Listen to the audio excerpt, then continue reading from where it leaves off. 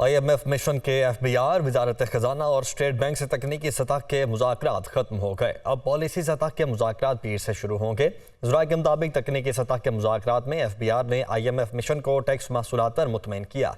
IMF mission ने नए taxes का मुतालबा नहीं किया। इम्पोर्ट में कमी के बायस रेवेन्यू कमी को इनलैंड रेवेन्यू महसूलात में सरप्लस से पूरा किया जा रहा है।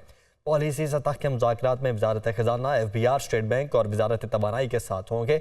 IMF मिशन के साथ मुआशी टीम के मुज़ाकरात 15 नवंबर तक मुकम्मल होंगे। ज़राए के मुताबिक तकनीकी सतह के मुज़ाकरात में FBR ने IMF मिशन को टैक्स महसूलात पर मुतमईन किया। IMF मिशन ने नए टैक्सेस का मुतालबा नहीं किया। इम्पोर्ट में कमी के बायस रेवेन्यू कमी को इनलैंड रेवेन्यू महसूलात में सरप्लस से पूरा किया जा रहा है। पॉलिसी सतह के मुज़ाकरात में वजारत खजाना, FBR, स्टेट बैंक और वजारत तवानाई के साथ होंगे। IMF मिशन के साथ मुआशी टीम के मुज़ाकरात 15 नवंबर तक मुकम्मल होंगे।